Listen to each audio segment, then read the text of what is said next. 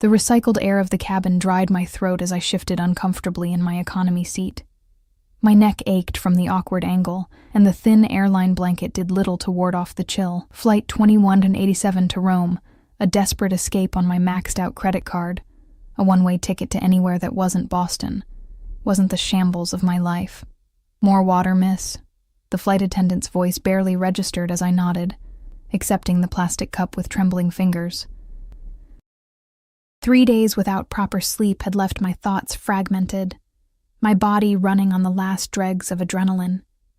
The bruise on my wrist had faded to a sickly yellow, but the memory of Martin's fingers digging into my skin remained fresh. The memory of what I'd done to escape him even fresher.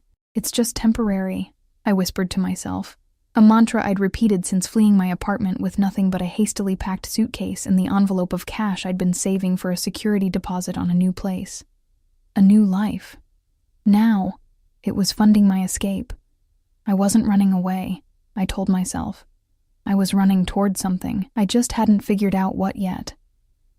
The sleeping pill I'd taken 20 minutes ago began to blur the edges of my consciousness. My eyelids grew heavier with each passing second, the murmur of conversations around me fading into white noise. For the first time in days, I surrendered to exhaustion. The gentle pressure of fingers against my cheek jolted me awake. Miss Lawson, Sophia Lawson. The voice was deep, accented. Italian, I thought hazily, and entirely unfamiliar. I blinked, disoriented, my mouth cotton dry. Something was wrong. The cabin lights had dimmed, and the plane hummed with the silence of sleeping passengers, but I wasn't in my economy seat anymore. Soft leather cradled my body. A cashmere blanket, not the paper-thin airline variety, lay draped across my legs. The air smelled different here, hints of expensive cologne, leather, and something citrusy. You're awake. Not a question, but a statement, delivered in that same rich accent. My vision finally focused on the source of the voice. He sat opposite me in what I now realized was a private cabin, first class or something even beyond that. The man couldn't have been older than 35, with sharp features that seemed carved from marble. Dark hair swept back from a forehead unmarred by worry lines. His suit, charcoal gray, perfectly tailored, probably cost more than 6 months of my rent. But it was his eyes that froze me in place. Dark, nearly black in the dim lighting, they studied me with an intensity that made my skin prickle, not just looking, but cataloging, assessing, claiming. Who? My voice cracked, and I swallowed hard. Who are you? Why am I here? The corner of his mouth lifted in what might have been amusement, but his eyes remained cold, calculating. You don't recognize me? Again, not truly a question. He leaned forward slightly, and I instinctively pressed myself deeper into the seat. No, you wouldn't. But I know you, Sophia. My heartbeat stuttered. I hadn't given my name to anyone on this flight. How do you know my name? I managed, eyes darting to the call button. Could I reach it before he stopped me? Were there flight attendants who would help me if I screamed?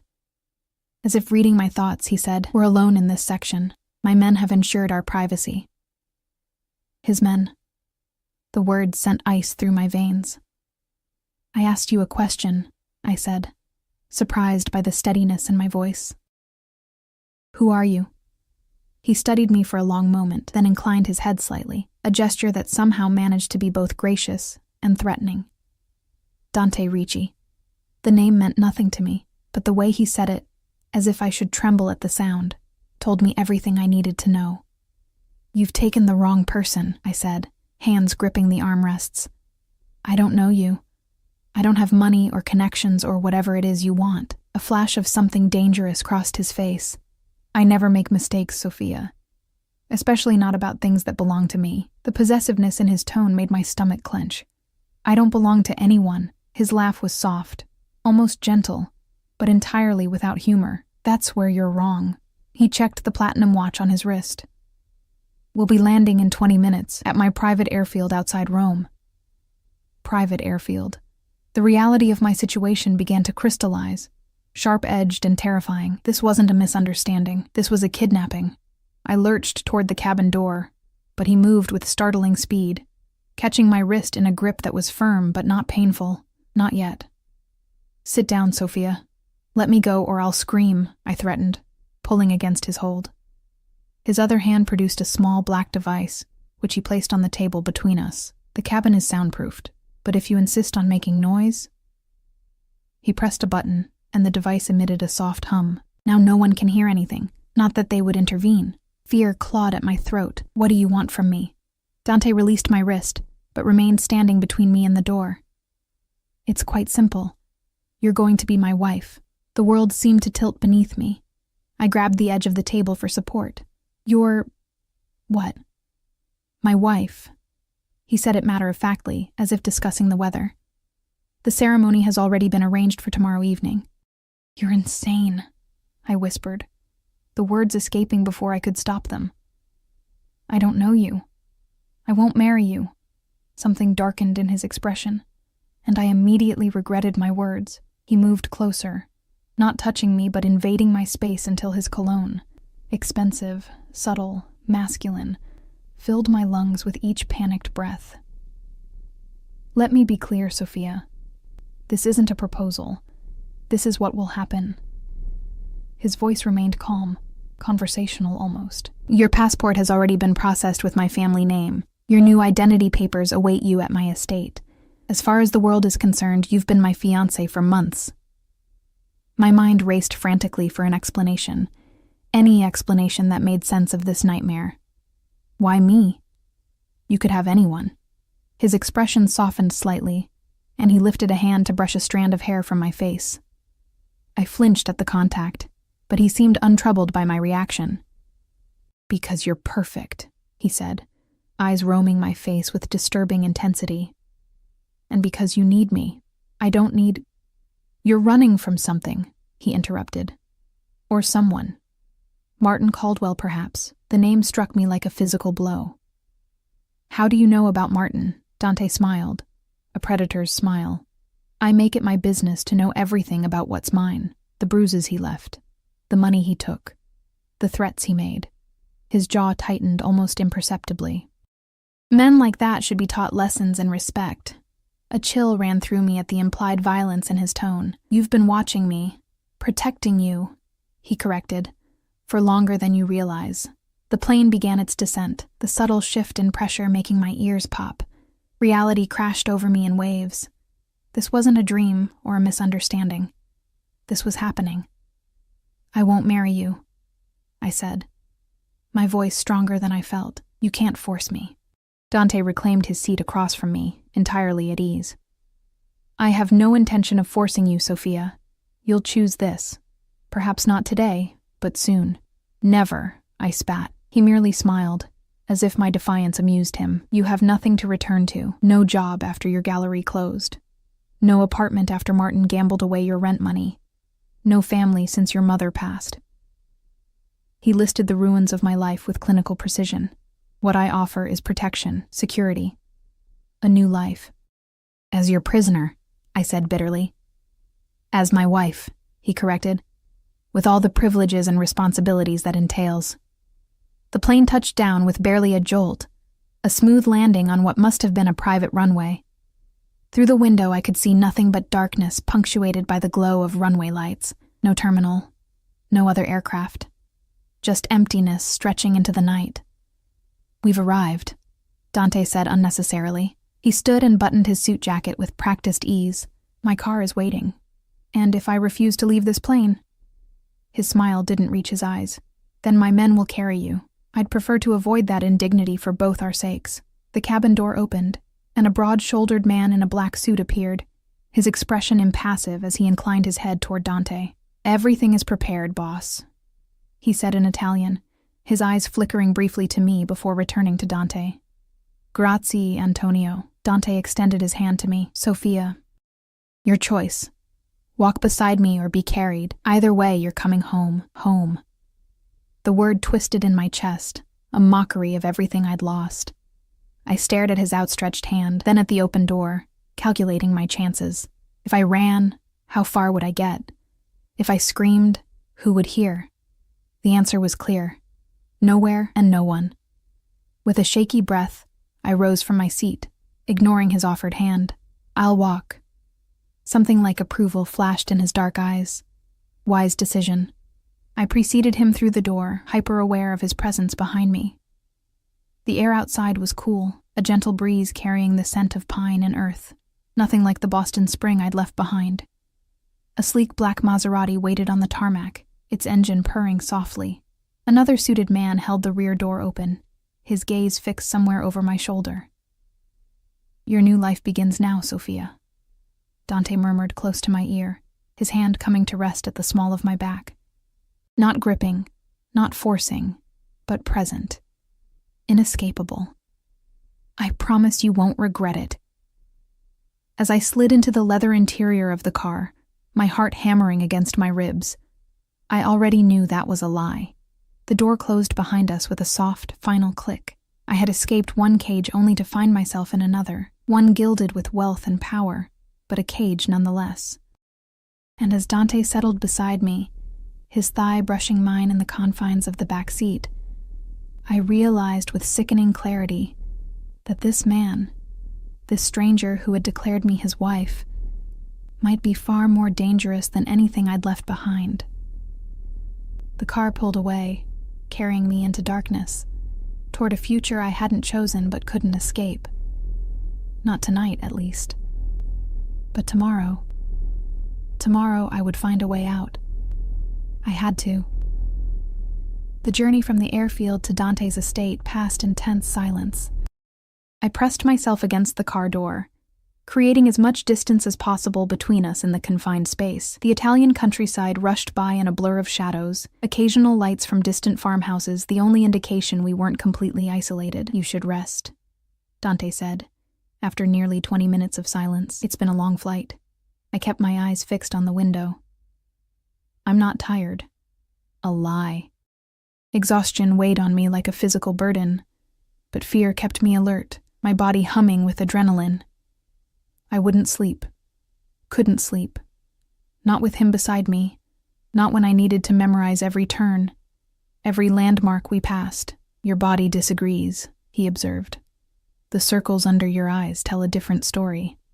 I turned to glare at him, finding his gaze already on me, studying with that same unsettling intensity. "Stop looking at me like that." "Like what?" There was genuine curiosity in his voice. "Like I'm a possession. Something you've acquired." His lips curved slightly. "Not acquired, Sophia. Reclaimed." The word sent a chill through me. "I was never yours to begin with." Instead of answering, he reached into an interior compartment and withdrew a small silver flask. "Water," he explained, offering it to me. "You're dehydrated from the flight." I hesitated, suspicion flaring. "How do I know it's just water?" Something dangerous flickered in his expression. "I don't need to drug women to have them in my bed, Sophia." His voice had dropped lower, a rough edge to his words that made my skin prickle. "When that happens between us, you'll be fully conscious.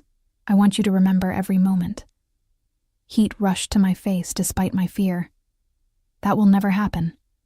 Dante merely smiled and returned the flask to its compartment. "We'll see." The car turned onto a long, winding road that climbed gradually upward.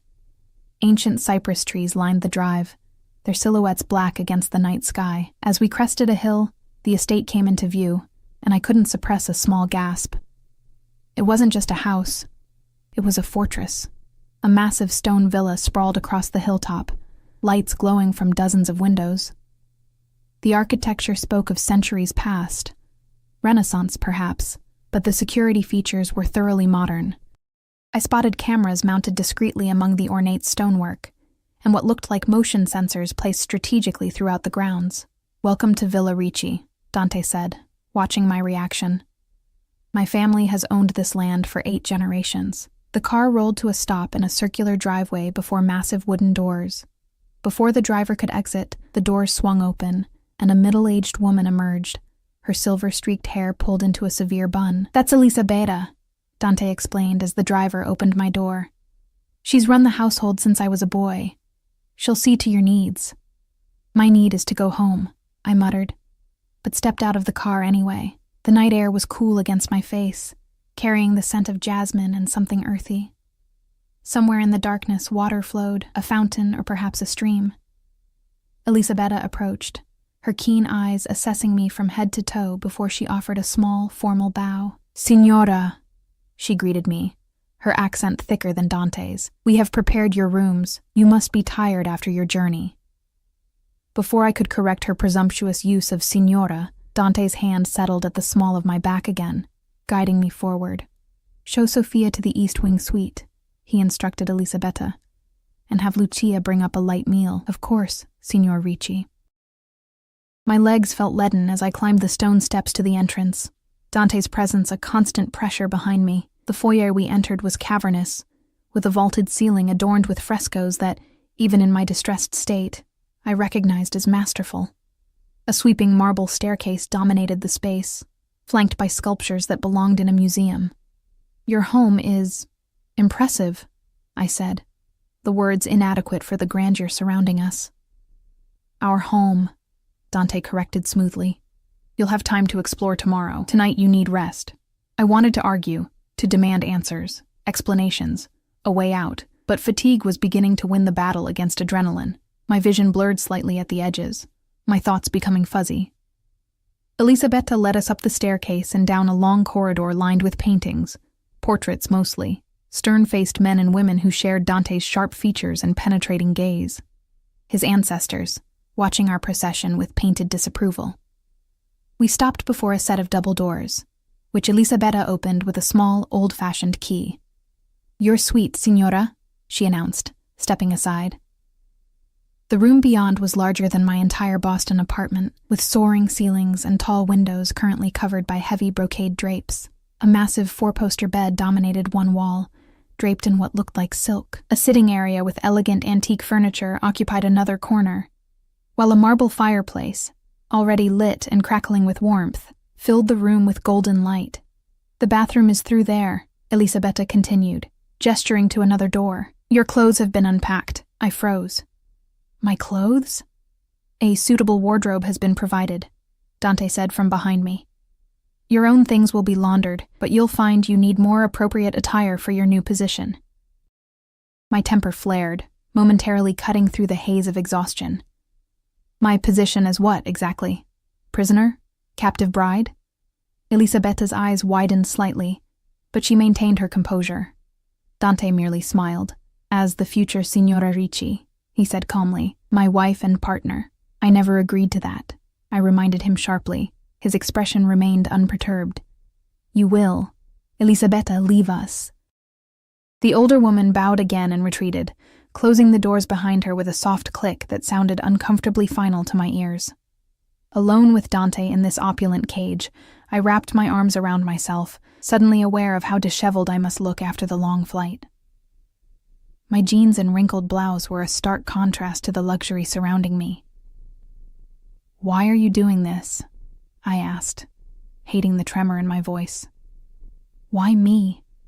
The truth this time.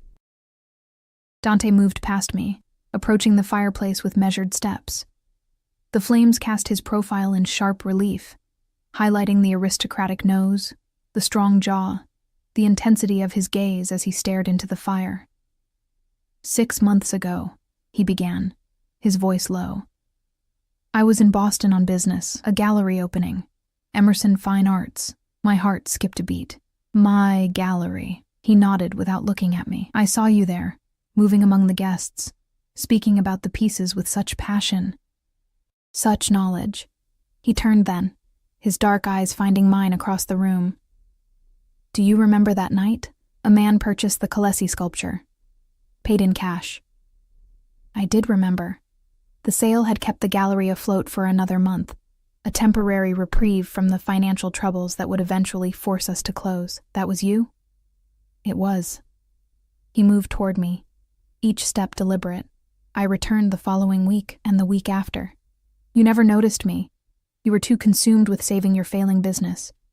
But I noticed everything about you." A shiver ran through me as pieces clicked into place. "You've been stalking me." His expression hardened. "I've been protecting what's mine." "I'm not yours." The words burst from me, loud in the quiet room. "You can't just decide someone belongs to you and take them." "No?" He was close now, close enough that I had to tilt my head back to maintain eye contact. Then explain why, when that worthless excuse for a man put his hands on you. It was my men who ensured he wouldn't trouble you again. My blood ran cold. What did you do to Martin? Nothing he didn't deserve. Dante's voice had dropped to a near whisper. He's alive, if that's your concern. Though he may walk with a slight limp for the rest of his life. Horror and a forbidden flicker of satisfaction warred within me.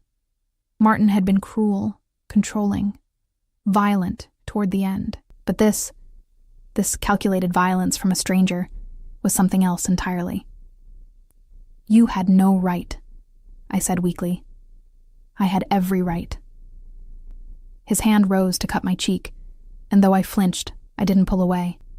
His touch was surprisingly gentle. No one harms what belongs to me, Sophia. No one. The possessiveness in his tone should have repelled me. Instead, it sent an unwelcome heat curling through my abdomen, a reaction I immediately tried to suppress. I want to go home, I whispered. You are home. His thumb traced my lower lip, sending electricity skittering across my skin. Tomorrow, you'll become my wife in name. Eventually, you'll accept it in your heart as well. I jerked away from his touch, anger giving me strength. You can force a ceremony, but you can't force feelings. I will never love you. Something dangerous and wounded flashed across his features before his expression smoothed once more. We'll see. He stepped back, creating space between us. Rest now. Lucia will bring your meal shortly. The bathroom has everything you need. If you require anything else, there's an intercom by the bed. He moved toward the door, and relief, premature I knew, began to wash over me. Before he left, however, he turned back, his hand on the doorknob. One more thing, Sophia. Don't bother trying to leave. The estate is guarded, the gates locked. There's no transportation for 20 miles, and my men patrol the grounds. For your own safety, stay within the villa until I introduce you properly to the security team. The thinly veiled threat was clear. I was trapped. Sleep well, Mia Cara, he said softly. Tomorrow begins our life together. The door closed behind him, and I heard the unmistakable sound of a key turning in the lock. Tears of frustration burned behind my eyes, but I refused to shed them. Crying wouldn't help me escape. I crossed to the nearest window and pulled back the heavy drapes. Beyond the glass lay darkness, the grounds of the estate barely visible in the moonlight. I could make out gardens, what looked like a maze of hedges, and in the distance, a high stone wall topped with what might have been security sensors. Beyond that, the black silhouettes of mountains against a star-scattered sky. I was in the middle of nowhere, locked in a stranger's mansion, about to be forced into a marriage I never agreed to. My situation seemed hopeless, but I refused to give up. I turned from the window and began a systematic exploration of my prison, searching for weaknesses, escape routes, anything I could use. The bathroom was as luxurious as the bedroom. Marble and gold fixtures, a sunken tub large enough for 3 people, and a shower encased in glass. Expensive toiletries lined the counter, all in my preferred brands. Another chill ran through me at this evidence of Dante's surveillance. The closet was worse. Racks of clothing in exactly my size. Dresses, blouses, skirts, all in styles I might have chosen myself if I had unlimited funds. Shoes lined one wall, handbags another. Lingerie occupied several drawers, pieces more revealing and sensual than anything I'd ever owned. I slammed the closet door shut and continued my search. 20 minutes later, I had to admit defeat. The windows were sealed and likely alarmed. The air vents were too small for even my slim frame. The door was solid oak, the lock unpickable with the tools at my disposal. Even the fireplace was gas-operated, its chimney too narrow for escape. A soft knock at the door interrupted my increasingly desperate thoughts. "Signora, your meal," called a young woman's voice. I didn't respond, hoping she might use a key to enter, a key I could perhaps steal. Instead, I heard a metallic sound, and a small panel at the bottom of the door slid open. A tray appeared in the opening before the panel slid shut again. My heart sank. Even this small opportunity was denied me. I approached the tray cautiously. Despite my hunger, I hesitated before the covered dishes. What if the food was drugged? But why would Dante bother with such subtlety now, when I was already his prisoner? Lifting the silver covers, I found a light meal of pasta, bread, and a small salad, along with a carafe of water and a glass of red wine. My stomach growled traitorously. I hadn't eaten since the meager airline meal hours ago. I ate standing up, using only the water and leaving the wine untouched. When I finished, I pushed the tray back through the panel, which opened immediately. Someone had been waiting outside. Exhaustion crashed over me in waves. The bed, with its silken covers and plump pillows, beckoned despite my determination to stay alert. I compromised by lying on the small sofa in the sitting area, pulling an Afghan over me. Just a few minutes of rest, I told myself. Just enough to clear my head and formulate a plan. But as soon as my eyes closed, consciousness slipped away, dragging me down into darkness where Dante's voice followed me, whispering words of possession and forever. Sunlight streaming through a gap in the curtains woke me, momentarily disorienting me as I blinked at unfamiliar surroundings. For one blessed second, I thought I was in a hotel, that yesterday had been a bizarre dream. Then reality crashed back. The luxurious room, the locked door, Dante Ricci and his impossible claim. "You're going to be my wife." My back ached from sleeping on the sofa and my mouth felt dry. I rose stiffly, pushing aside the Afghan that had kept me warm through the night. The ornate clock on the mantelpiece showed just past 8 in the morning. In a few hours, according to Dante, I would be forced into a wedding ceremony with a man I'd known for less than a day. Not if I could help it. I crossed to the bathroom, relieved myself, and splashed cold water on my face. The mirror reflected a woman I barely recognized. Pale, with shadows beneath her eyes, hair tangled from restless sleep. I looked haunted. Hunted. Another knock at the door made me freeze. "Signora?" A female voice, young, not Elisabetta from last night. "I've brought breakfast and fresh clothes for your bath." I remained silent, heart pounding. "Signora, I can hear you moving." "Signor Ricci instructed me to prepare you for today's events. Please open the door." "It's locked," I called back, voice raspy from sleep and fear. "I can't open it from this side." A pause, then the sound of a key turning. The door swung open to reveal a young woman, perhaps 20, with olive skin and dark hair pulled into a neat bun. She wore a simple black dress, a uniform of sorts, and carried a tray in one hand, garment bags draped over her other arm. "I am Lucia," she introduced herself, entering the room and setting the tray on a small table. "Signor Ricci's personal maid. I'll be assisting you today." I eyed the open door behind her. Freedom beckoned, but I knew I wouldn't get far if I ran now, disheveled and disoriented, with no idea of the layout of the villa or the grounds beyond. Better to gather information first. Learn the routine. Find the weaknesses. "I don't need assistance," I said, moving away as she approached with the garment bags. "And I won't be participating in any ceremony today." Lucia's expression remained carefully neutral as she laid the garments across the bed. "Signor Ricci suggested you might be reluctant." She unzipped one bag to reveal a cream-colored dress that, despite my situation, made my breath catch. The fabric looked impossibly soft, the design elegant and understated. "He asked me to tell you that cooperation today will be rewarded with freedoms tomorrow." "What kind of freedoms?" I asked, unable to keep the bitterness from my voice. A longer leash for his new pet? A flicker of something, sympathy perhaps, crossed Lucia's features before her professional mask returned. Access to the grounds and libraries, permission to make telephone calls with supervision. I laughed harshly. How generous of my captor. "Signor Ricci is many things," Lucia said carefully. "But he is not cruel without purpose." The implication that he could be cruel with purpose sent a chill through me. "Is that supposed to comfort me?" Instead of answering, Lucia gestured to the breakfast tray. "You should eat. It will be a long day."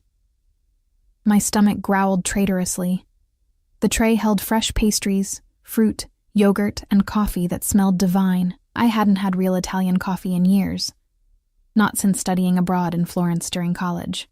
"Fine," I conceded, sitting at the small table.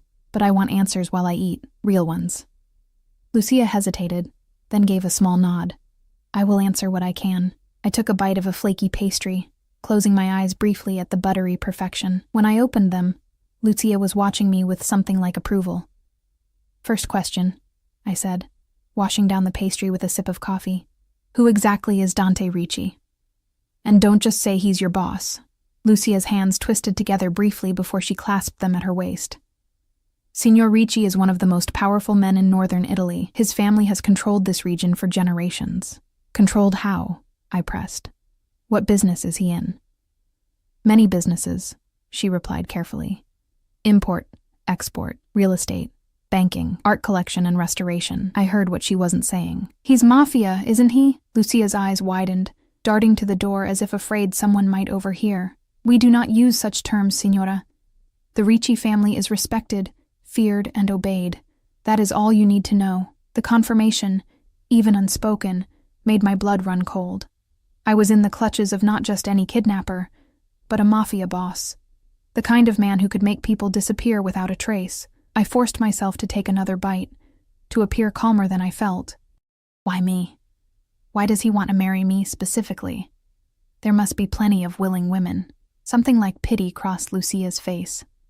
Too many willing women. Women who want his money, his power, his name. None who challenge him, who make him feel... She paused, searching for the right word. Alive. So, I'm supposed to be flattered that he kidnapped me because I'm not throwing myself at him? I shook my head in disbelief. This is insane. Perhaps, Lucia acknowledged. But it is happening nonetheless. I pushed the tray away. Appetite gone. Last question. What happens if I refuse to go through with this ceremony today?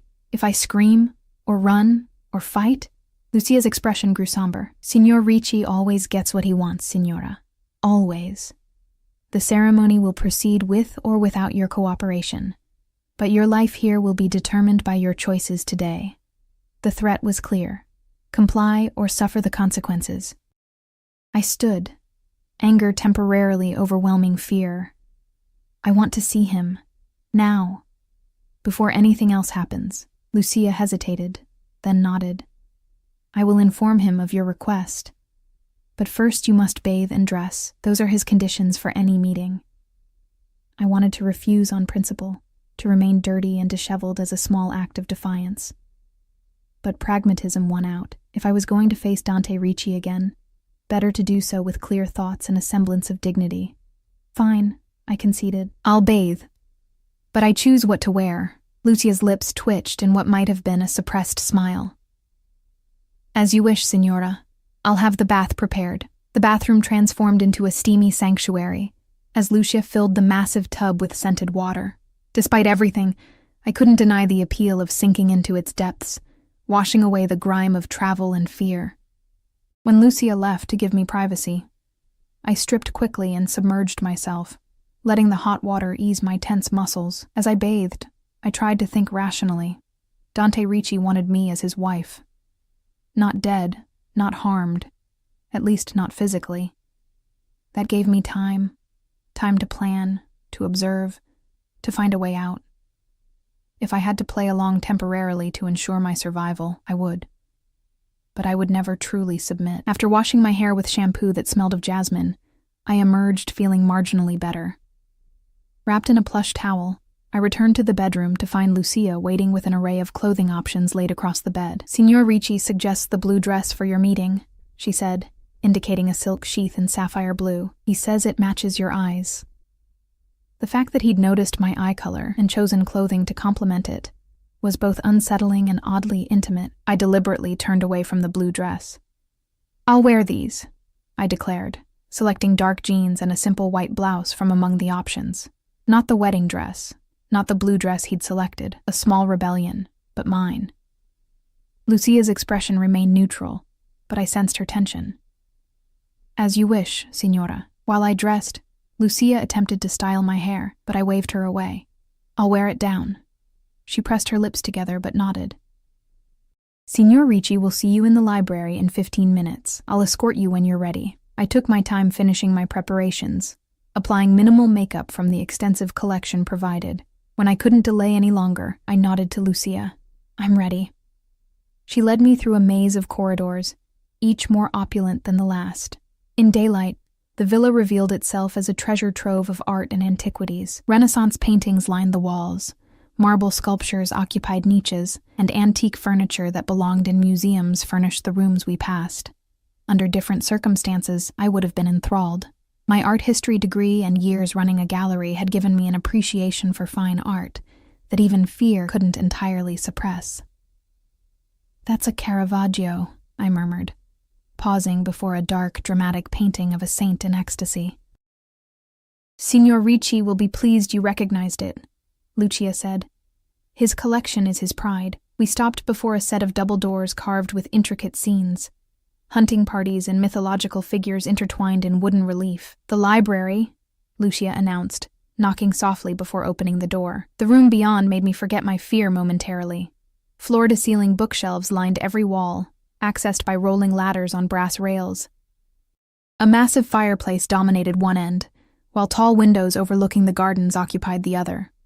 The ceiling soared 2 stories above, painted with frescoes depicting scenes from classical literature.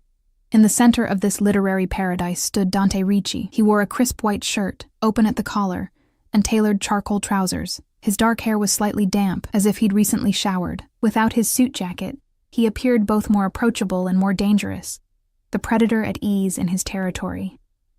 "Sophia," he greeted me, his accent caressing my name. His eyes flickered over my chosen outfit, a slight frown crossing his features before his expression smoothed once more. "You slept well, I trust?" "On a sofa, locked in a strange room after being kidnapped?" I retorted. "Not particularly." He gestured to a seating area near the windows, 2 leather armchairs facing each other across a low table. "Please, sit. Lucia, leave us." The maid retreated, closing the doors behind her with a soft click. I remained standing, arms crossed. "You requested this meeting," Dante reminded me, his tone mild. "I have a very busy day ahead, preparing for our ceremony." "There won't be a ceremony," I said flatly. "I won't marry you." He sighed, as if dealing with a stubborn child. "Sit down, Sophia." "No." Something dangerous flashed in his eyes. "When I give an order in my house, it is obeyed. I'm not one of your employees or your subordinates," I countered. "You can't order me to do anything." In 2 swift strides, he closed the distance between us. I stumbled back, but he caught my arm in a grip that wasn't painful but brooked no resistance. "Let me be very clear," he said softly, dangerously. "You have 2 paths before you. In one, you cooperate, become my wife willingly, and enjoy a life of comfort, respect, and eventually, freedom within the boundaries I set. In the other," his grip tightened slightly, "you resist, cause problems, and find your world narrowed to a single room until you reconsider." Fear clawed at my throat, but I refused to show it. "Why the charade of marriage? If you just want a prisoner, you already have one." His expression softened slightly, his grip loosening. "I don't want a prisoner, Sophia. I want a partner, a companion." His free hand rose to my cheek, his thumb tracing my jawline. "Someone who challenges me, intrigues me. Someone worthy of standing beside me." Despite myself, I felt a treacherous warmth at his touch, at the intensity in his gaze. I jerked away, hating my body's reaction to this dangerous man. "I don't want to stand beside you," I said, my voice steadier than I felt. "I want to go home. This is your home now." He gestured around us. "All of this, the art, the books, the beauty, it can be yours to enjoy. You were wasted in that tiny gallery, struggling to pay rent, dating men who didn't value your intelligence, your passion for art." The accuracy of his assessment stung. "You've been watching me for months. That's not romantic. It's criminal." A smile curved his lips. "The line between romance and criminality is often thin, Mia cara. History's greatest love stories frequently began with abduction. Helen of Troy, Persephone and Hades. Those are myths," I scoffed. "And they didn't end well for the women. On the contrary, they became queens." His hand returned to my face, and this time I couldn't bring myself to pull away. "As you will." His proximity was overwhelming, his cologne teasing my senses. Up close, I could see the tiny flecks of amber in his dark eyes, the faint shadow of stubble along his jaw, despite his recent shave. "I'll never love you," I whispered. "No matter what you do." Something vulnerable flashed across his features before it was masked once more by cool confidence. "We'll see." He stepped back, creating distance between us.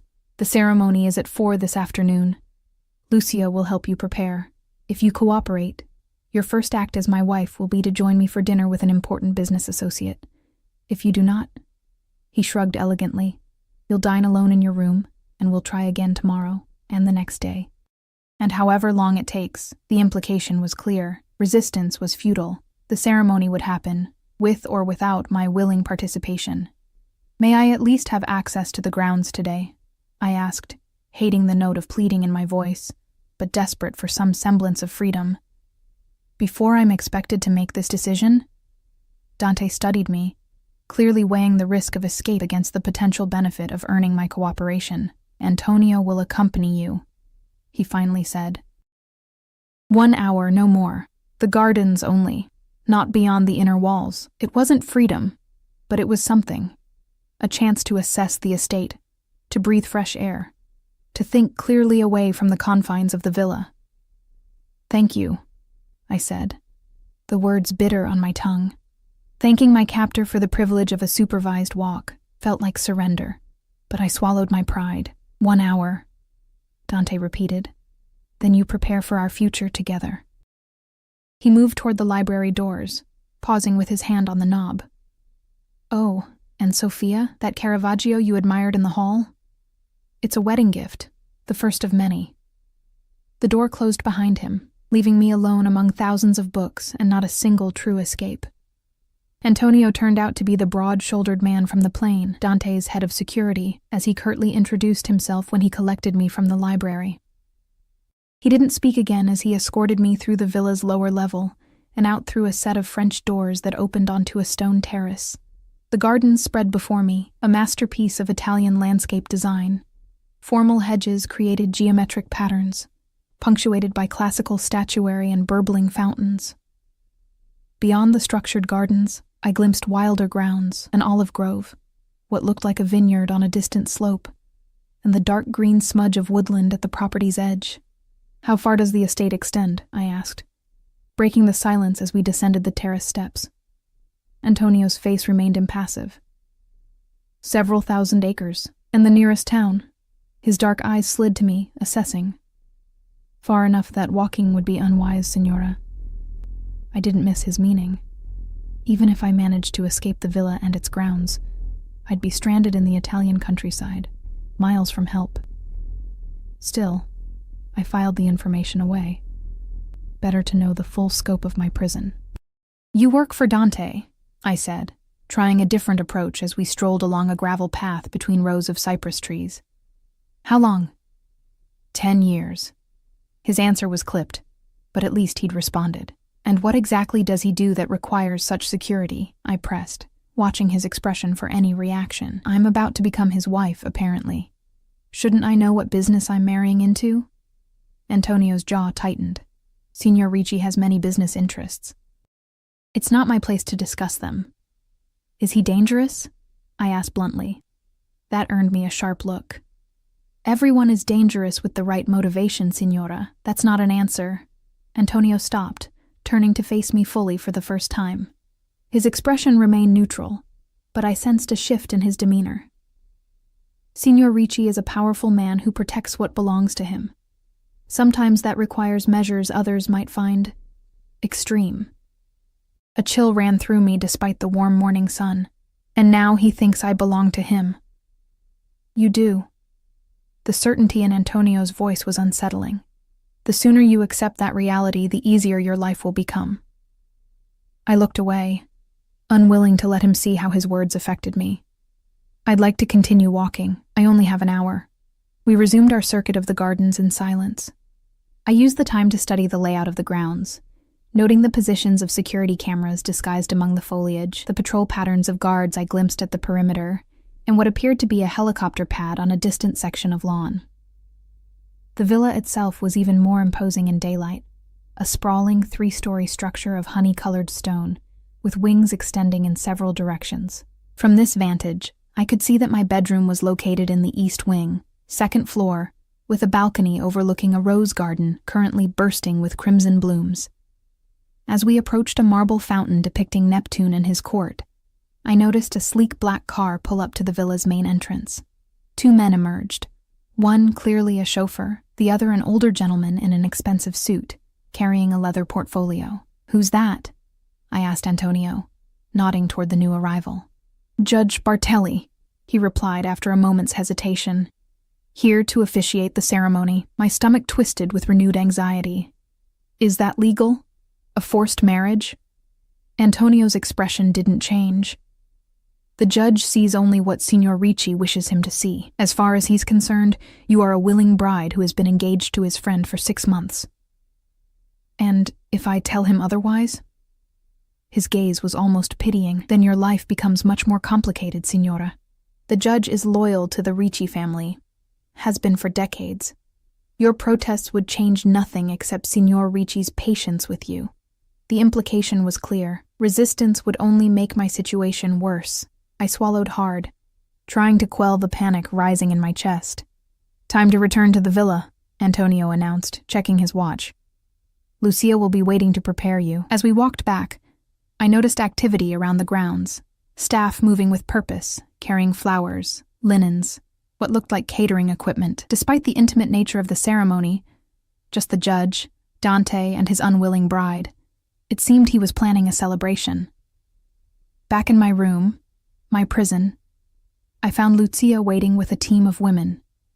A stylist for my hair, another for makeup, a third who seemed to be a seamstress, holding what could only be the wedding dress. "I won't wear that," I declared immediately, backing away from the cream-colored gown. Lucia sighed. "Signora, please. It will be easier for everyone if you cooperate." "Easier for everyone except me," I countered bitterly. A new voice interrupted from the doorway. "Leave us!" Dante stood there, impeccable in a tailored black suit, watching me with those intense, dark eyes. The women scattered like startled birds, Lucia the last to leave, closing the door behind her with a significant look I couldn't interpret. Alone with him again, I felt my heart rate accelerate. "Come to make sure your bride doesn't run away?" He entered the room fully, moving with that predator's grace. "I came to give you this." He withdrew a small velvet box from his pocket. I didn't move to take it. "What is it?" "See for yourself." He placed it on the table between us. Curiosity warred with defiance. Finally, I reached for the box, opening it carefully, as if it might contain something dangerous. Inside lay a delicate silver bracelet, its links interspersed with small sapphires that matched my eyes. It wasn't ostentatious or flashy, actually quite beautiful in its simplicity, which somehow made it more unsettling. He'd chosen something I might have selected for myself. "It belonged to my grandmother," Dante said quietly. "She wore it on her wedding day, as did my mother on hers." The sentiment behind the gesture caught me off guard. "I can't accept this. It's not a request, Sophia." His tone remained gentle, but the steel beneath was unmistakable. "You will wear it today." I closed the box with a snap. Why go through this charade? Why a ceremony, a dress, family heirlooms? Why not just keep me locked up if what you want is possession? Something shifted in his expression.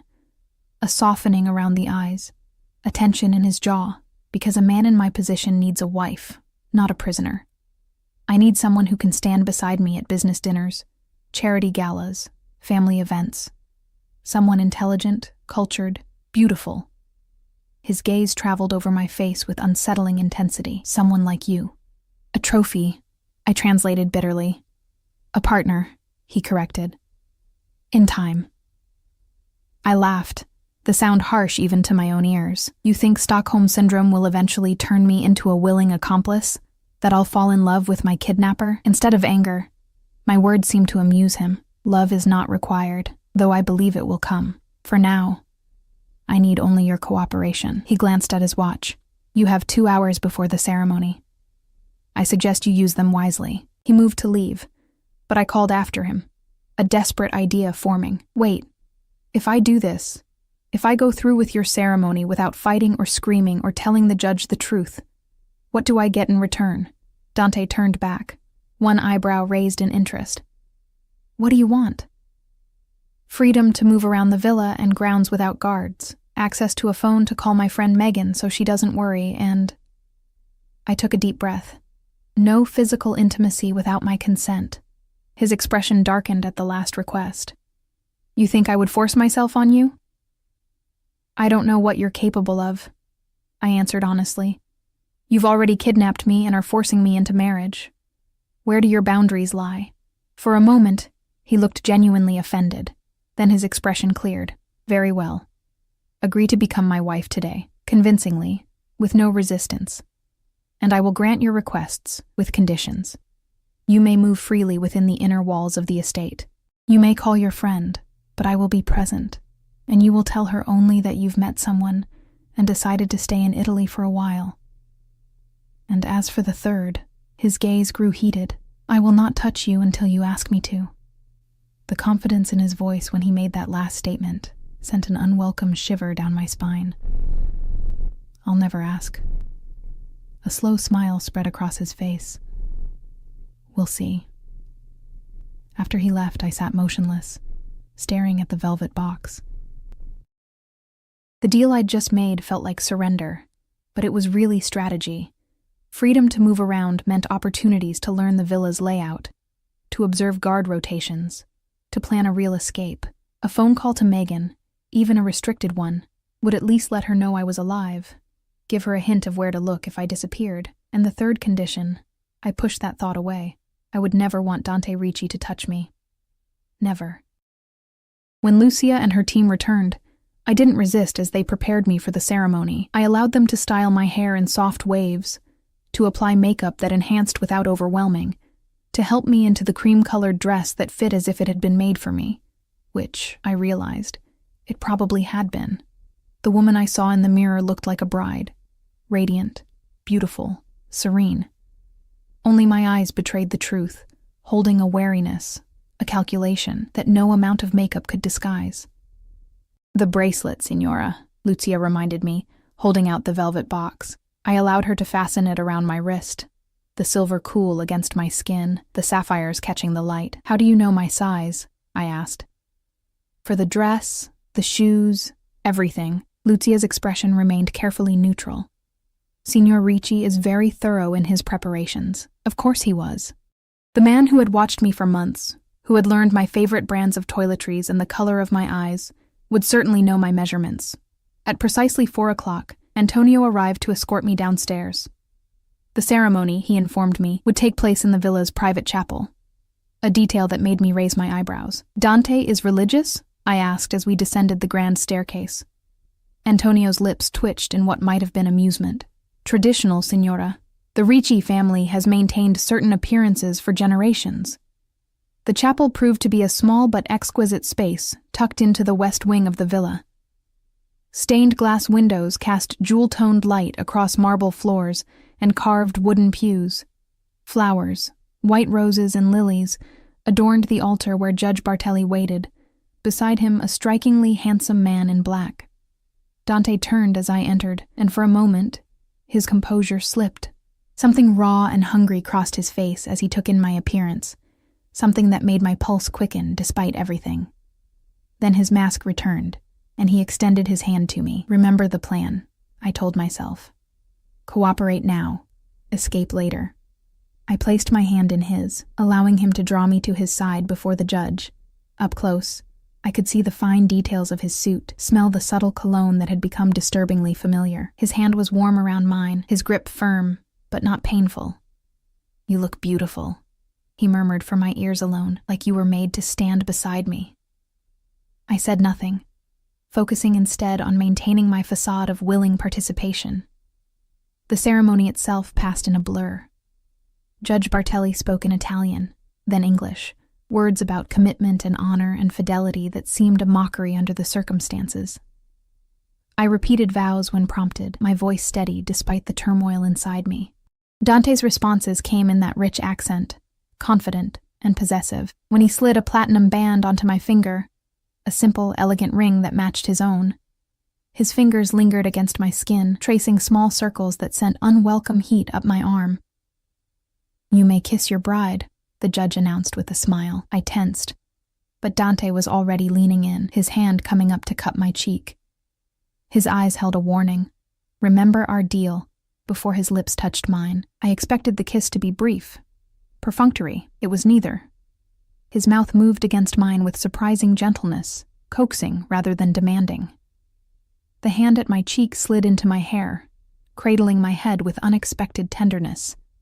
And despite all my resolutions, all my hatred for what he'd done, I felt myself responding, my lips softening under his, my body swaying infinitesimally toward his solid warmth. When he finally pulled back, I was breathless, confused, and furious at my own reaction. Dante's eyes held triumph, and something darker, more primitive, as he gazed down at me. "My wife," he murmured, the possessiveness in those two words unmistakable. God help me, but in that moment, with his taste still on my lips and his touch still warming my skin, I almost believed him. A small reception followed in the villa's grand salon, small only in terms of guests, for the elegance and extravagance of the affair befitted royalty, not a forced union between a mafia boss and his unwilling bride. Crystal chandeliers cast golden light over tables laden with delicacies. Champagne flowed freely, and a string quartet played softly in the corner. The only attendees were Judge Bartelli, Antonio, Elisabetta, and a handful of what I assumed were Dante's closest associates, men with expensive suits and watchful eyes, accompanied by wives who studied me with undisguised curiosity. They greeted me as Signora Ricci, offering congratulations in Italian and English, their expressions revealing nothing about whether they knew the true nature of this marriage. Dante kept me close, his hand at the small of my back, a constant presence as we moved among the guests. To anyone watching, we must have appeared the picture of newlywed bliss. The handsome, powerful man and his beautiful bride, her cheeks flushed, her eyes bright. Only I knew the flush came from anger, the brightness from unshed tears. "Smile, mia cara," Dante murmured against my ear as we accepted another round of congratulations. "You're breaking our agreement." I fixed a smile on my face, wondering if it looked as false as it felt. "I'm here, aren't I? I said the vows. I didn't tell the judge I was kidnapped. What more do you want?" His hand slid from my back to my waist, drawing me closer to his side. "Conviction," he answered, his breath warm against my skin. "If we're to convince the world of our love story, you must play your part more convincingly." "I never agreed to pretend to be in love with you," I hissed through my smile, only to go through with the ceremony without resistance. His dark eyes held mine, something dangerous lurking in their depths. "Then consider it a necessary addition to our arrangement if you wish to maintain your privileges."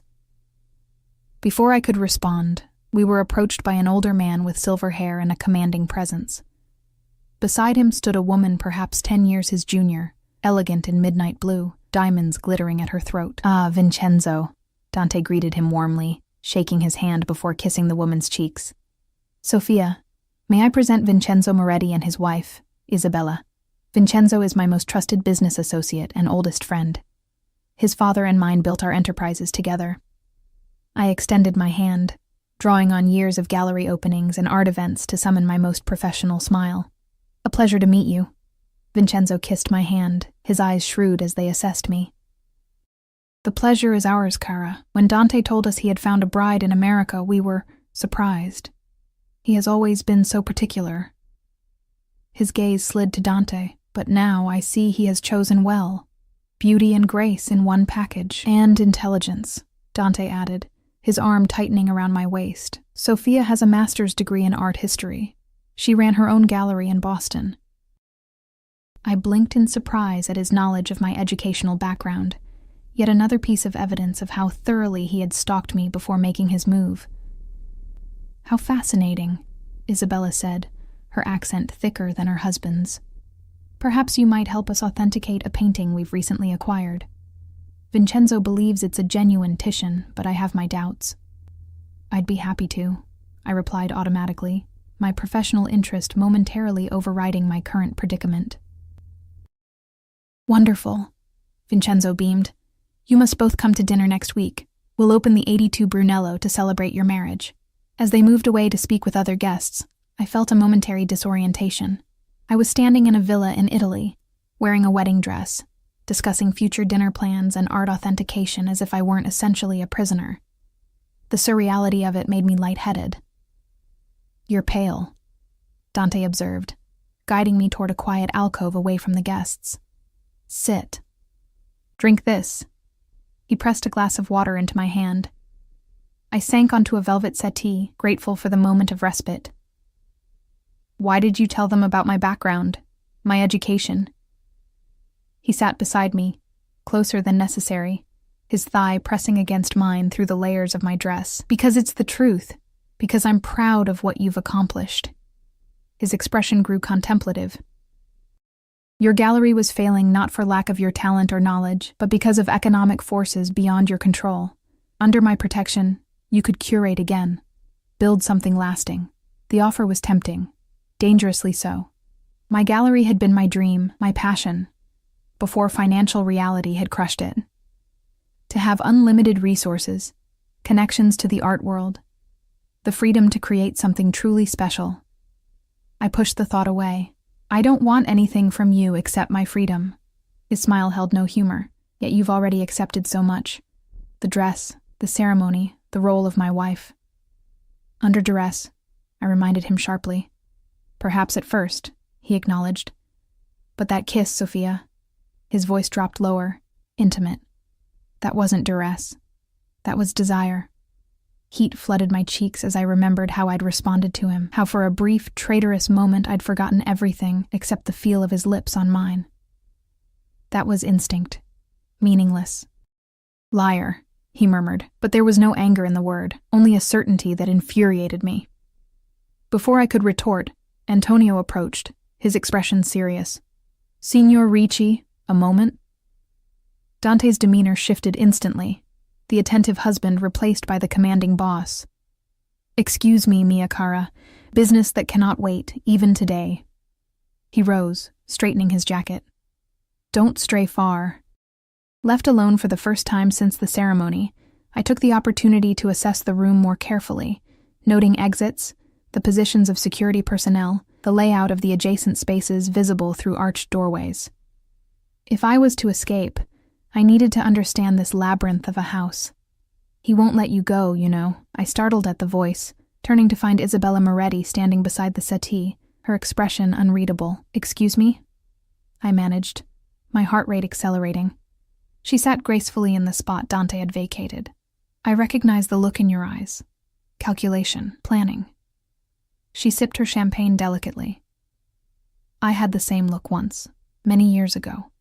Understanding dawned slowly. "You weren't a willing bride either." A slight lift of her shoulders. Not quite a shrug. Too elegant for that. "Vincenzo decided I would be his wife after seeing me at the opera in Milan. 3 days later, I was brought to his estate." Her gaze drifted to where her husband stood talking with Dante, both men's expressions serious. "I tried to escape 4 times in the first month. My breath caught. What happened? The first time he caught me himself. The second, his guards. The third..." Her expression clouded momentarily. "The third attempt resulted in consequences I would not wish to revisit." "And the fourth?" I prompted when she fell silent. Isabella's smile was sad, knowing. "The fourth time, I made it all the way to Florence. I was on a train to Rome when he found me."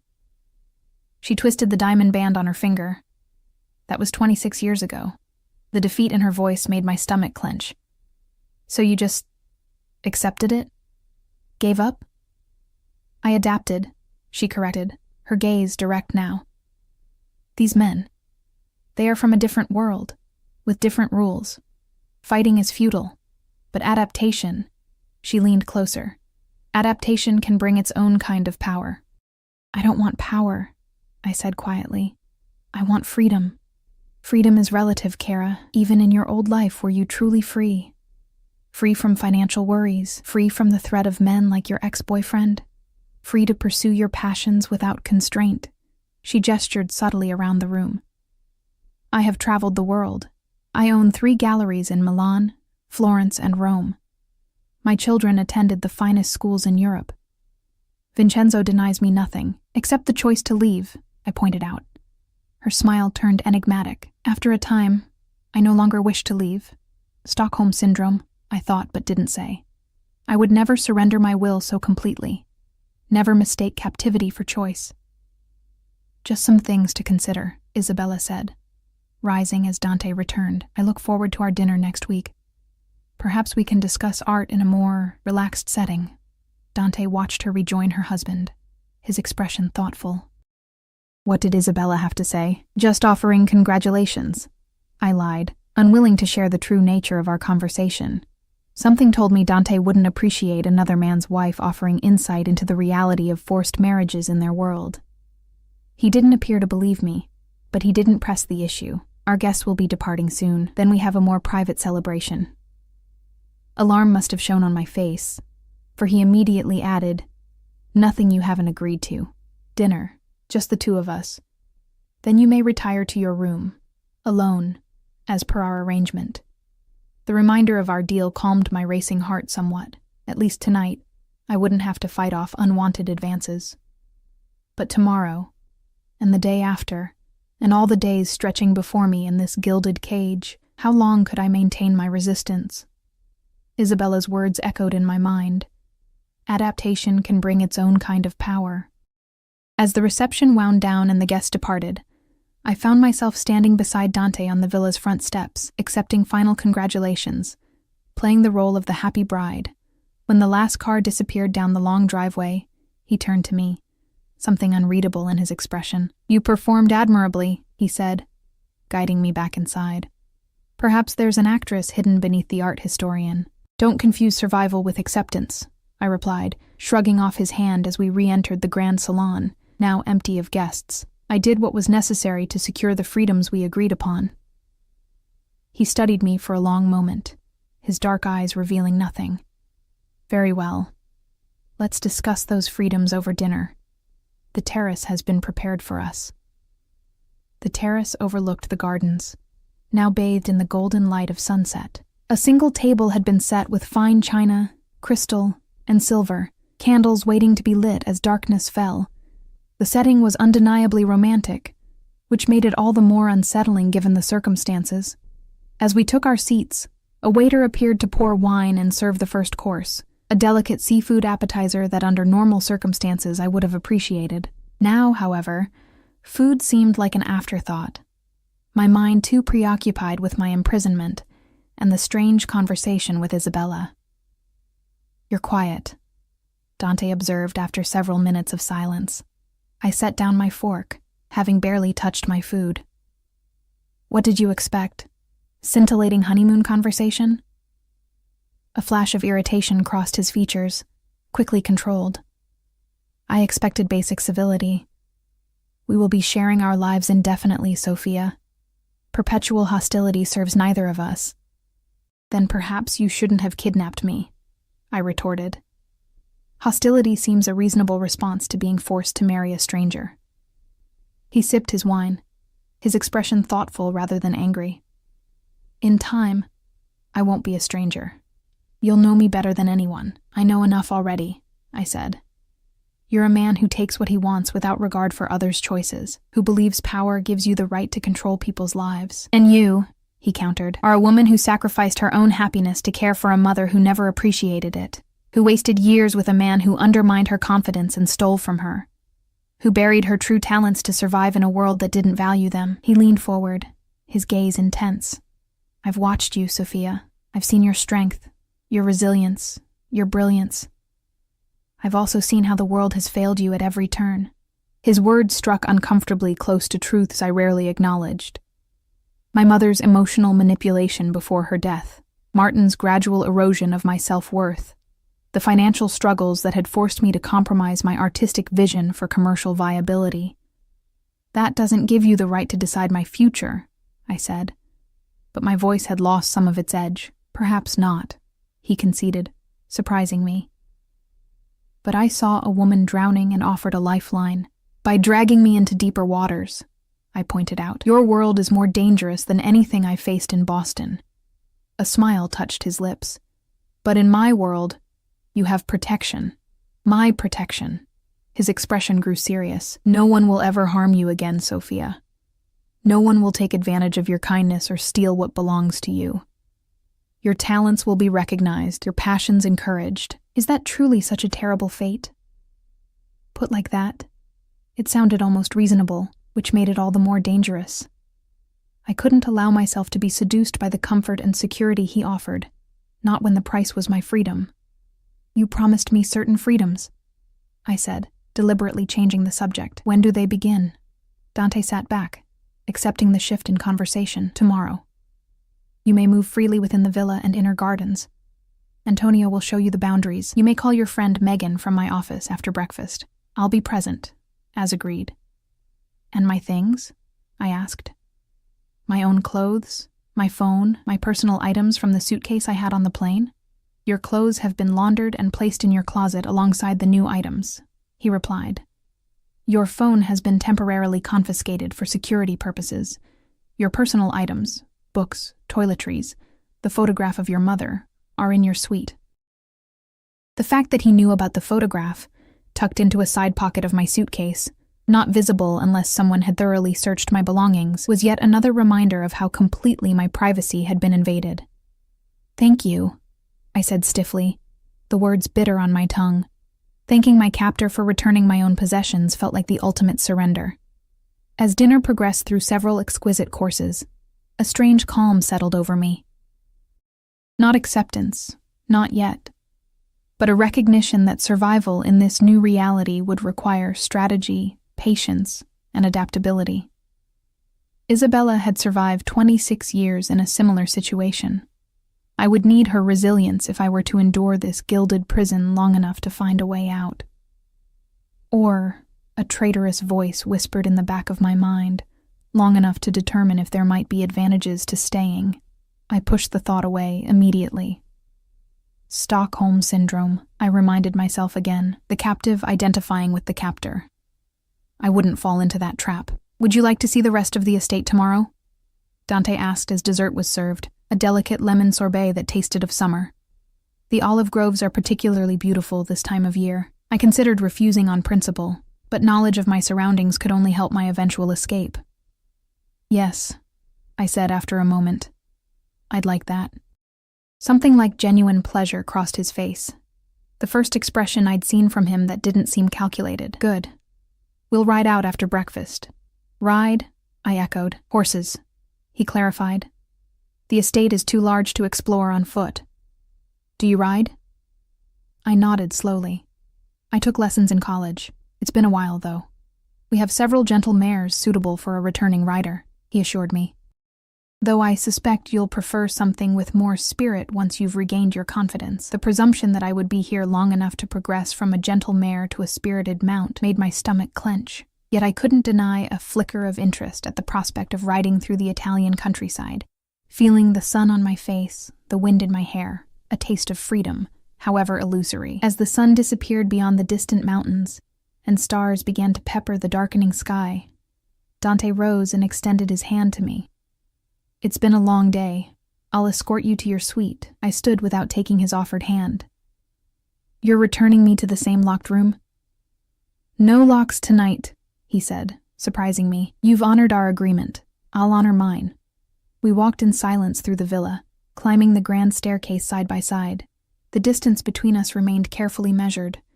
Not touching, but close enough that I could feel the heat radiating from his body, smell the subtle cologne that had become distressingly familiar in such a short time. At the door to my suite, our suite, I supposed, though he'd promised separate sleeping arrangements for now, he paused, turning to face me. "Today you became my wife in name," he said quietly. "I know it wasn't by choice, but I promise you this, Sophia, I will earn your trust, your respect, perhaps even, one day, your affection." Despite everything, despite my hatred for what he'd done, I found myself momentarily disarmed by the sincerity in his voice. "Good night, Dante," I said, unable to think of any other response. He lifted my hand to his lips, pressing a gentle kiss to my knuckles. The gesture was oddly formal, restrained, at odds with the possessiveness he'd displayed throughout the day. "Sleep well, Mia cara," he murmured. "Tomorrow begins our life together in earnest." I entered the suite alone, hearing the door close behind me, but no sound of a key turning in the lock. A small victory, but significant. My first step toward something resembling freedom in this strange new world. The wedding dress rustled as I moved through the dimly lit bedroom toward the bathroom, eager to wash away the day's events. As I passed a full-length mirror, I caught sight of my reflection, still in bridal white, Dante's bracelet glinting on my wrist, his ring on my finger. Sofia Ricci stared back at me, a stranger with my face. I turned away, refusing to acknowledge that woman. I was still Sophia Lawson inside, regardless of what documents now said, what vows had been forced from my lips. My identity remained my own, my will unbroken. As I prepared for bed, I replayed the day's events, analyzing each interaction, each piece of information gathered, the layout of the villa, the security patterns, Isabella's strange advice, Dante's unexpected promise of no locks. Tomorrow, I would begin exploring my prison properly, mapping escape routes, identifying weaknesses in the security. I would call Megan, find some way to signal my true situation without alerting Dante. I would learn the rhythms of this household, the habits of its master, and if, in the meantime, I had to play the role of willing wife to maintain my limited freedoms, well, that was merely strategy, not surrender. I slipped between silk sheets, the bed more comfortable than any I'd ever known. Outside my window, crickets chirped in the Italian night, a gentle breeze stirring the curtains. In this moment of quiet, of solitude, I could almost believe myself on an exotic vacation rather than living a nightmare. Almost, but not quite. As exhaustion finally claimed me, drawing me down into darkness, one thought surfaced from the chaos of my mind. I had survived day one as Dante Ricci's bride. Whatever came next, escape or adaptation, I would face it with the same strength, the same determination. This was not the end of my story, merely an unexpected twist in its